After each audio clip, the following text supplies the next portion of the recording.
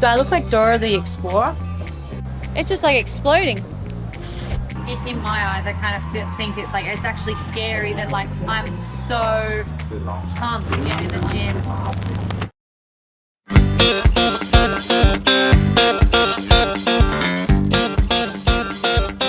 Hey guys, so we are here in Austin, Texas. The team's here actually for the Rogue Invitational, but we thought why not come to the Yeti flagship store. So it's their very first store. I've never been here before, so I'm so excited to see what they have inside. I actually think that there might be an event on, so I think I heard like a band or whatever, but super excited. They probably actually just showed up for me because they knew I was coming. Nah, not really. I'm really excited. It was something that I want to tick off my bucket list. So what better place to do it right here in Austin at their very first shop.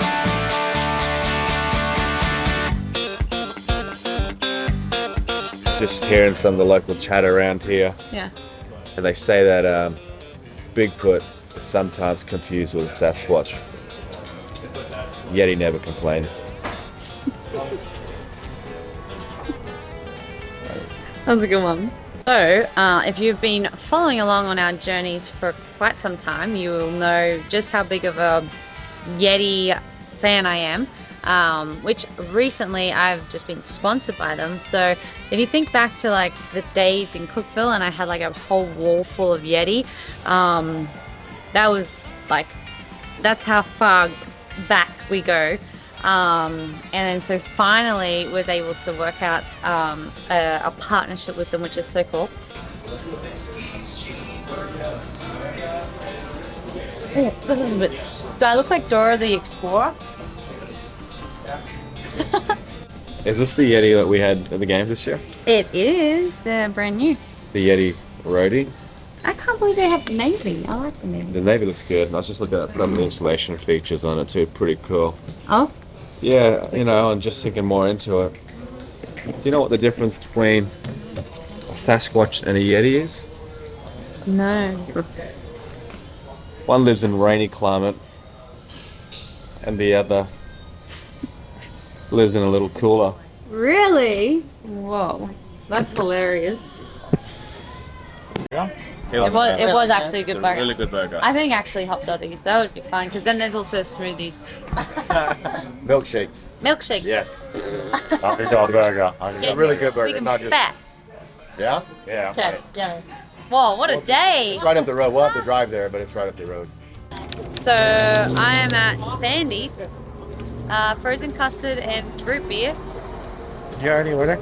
I've already ordered. I ordered a small cone, being modest, and I think it's dipped, but it's vanilla ice cream or vanilla custard. Yeah.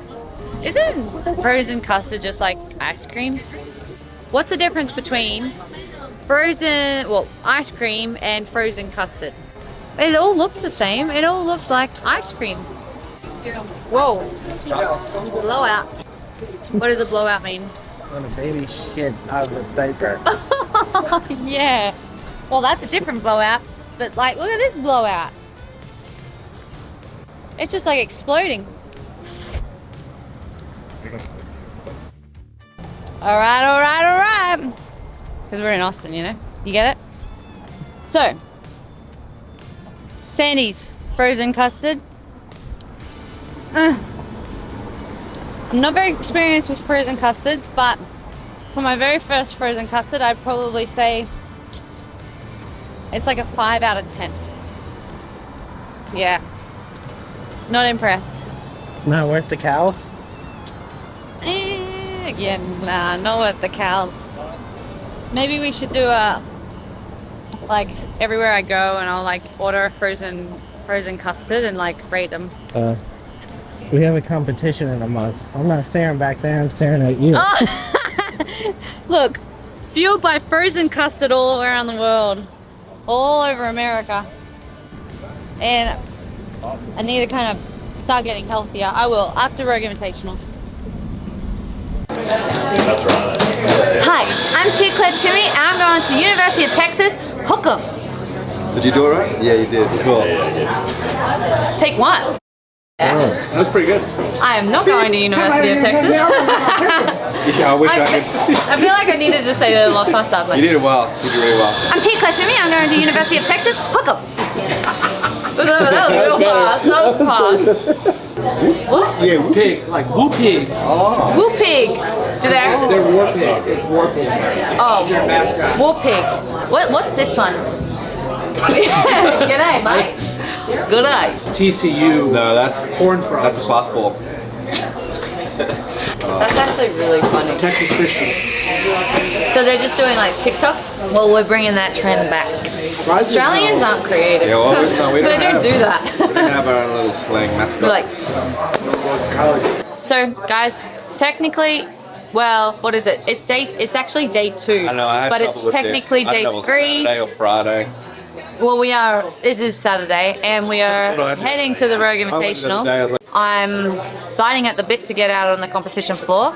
There was actually like kids like doing a little race together, like 2 of them on the floor. Like, so I guess it was like in between events, so like entertainment between the events. And like the kids were bouncing on these things and like racing each other. And I text Katie a photo of it, like zoomed in, and I was like, I'll race the kids. I was like, just put me in, Katie. Like, I just want to do something. Let's put it out there. Like, if you guys have seen the programming, would love some feedback and see what your thoughts are on it. I think let's keep the conversation positive, though. I think like if there's any feedback, constructive feedback, maybe a solution with that as well. I think it's be insightful for us to see what your view is. I think it's really great programming.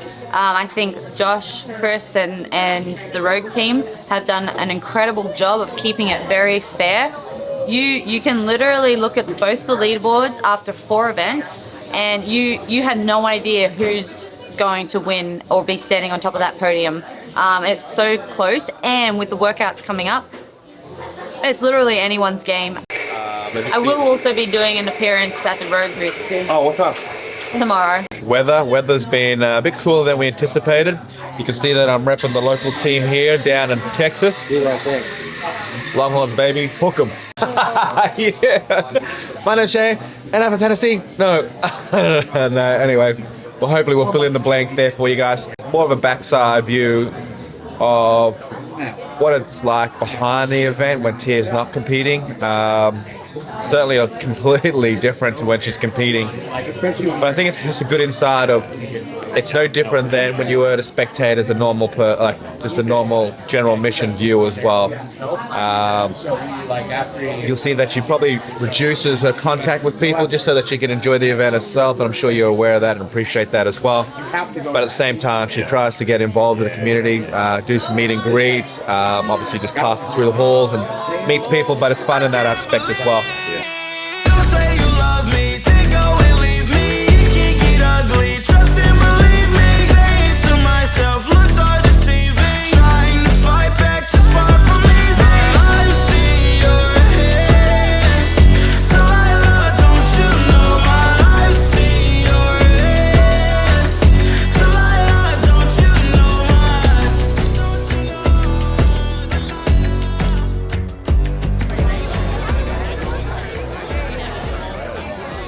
Tia and I doing a meet and greet.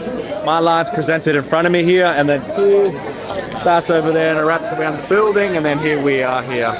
So I've got a spare bit of time on my hands right now too, so I'd love to. Yep. I think you. You get Tia all the attention. I know, right? Thank you. I appreciate you guys coming out here. I'll pay you guys later. So what I do is I initial it just in case you forget, because when I used to be a kid, I used to get everyone's signatures and never remember who they were. It ran a little bit, that one. That's okay. The pen ran. Oh, do we do?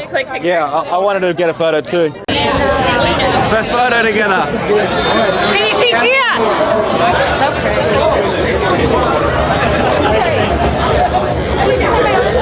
Clean your arm? Yeah, I'm having to clear it out. You won't ever be able to wash your arm now. Thank you. Appreciate it, guys. So right now we're going to try and go back. There's an appeal that we're going to do.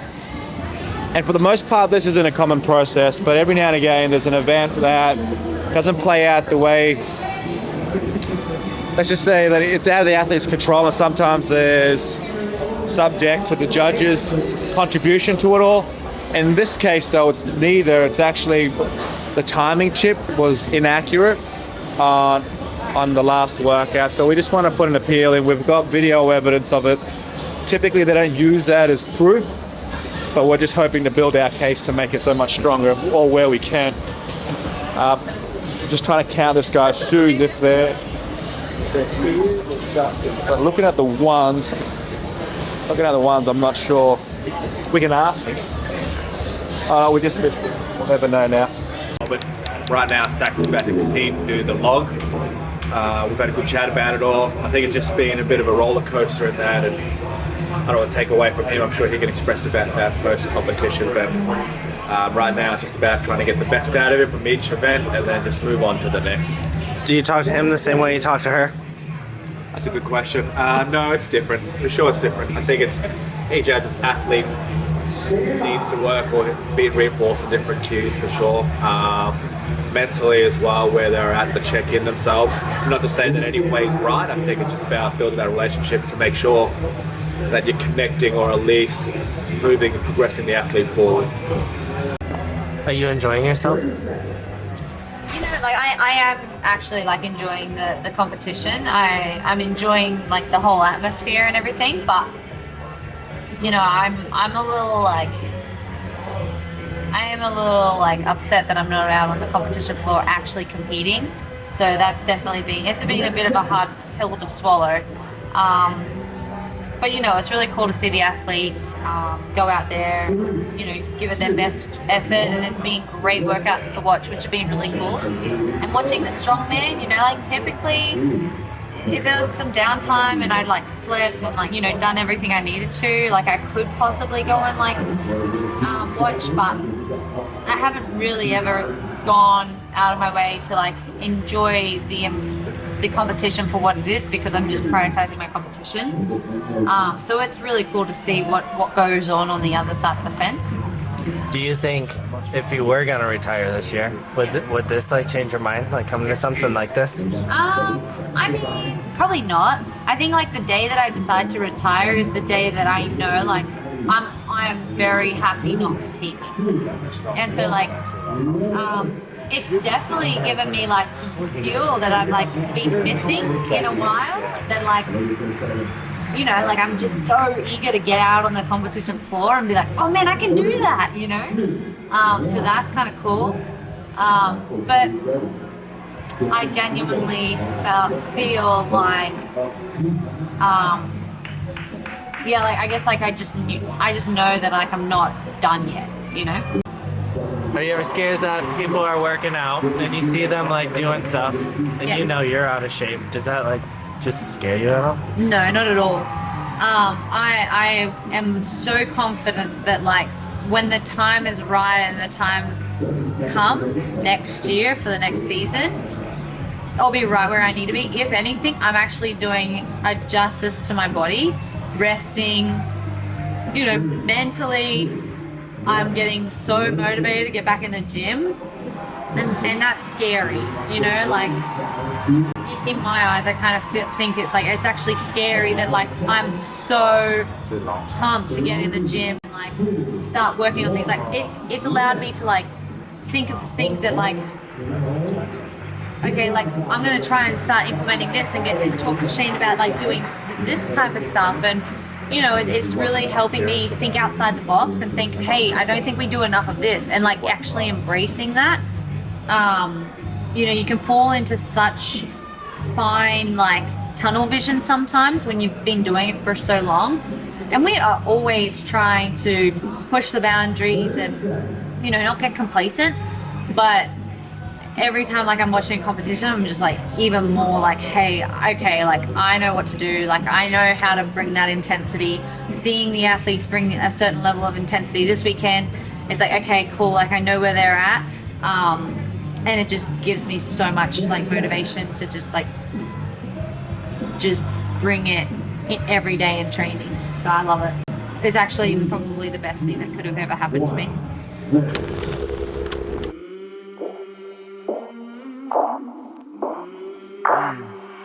I came from the mud, there's dirt on my hands.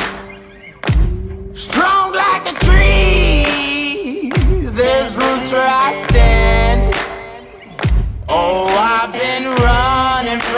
the law. Hope they won't shoot me down soon.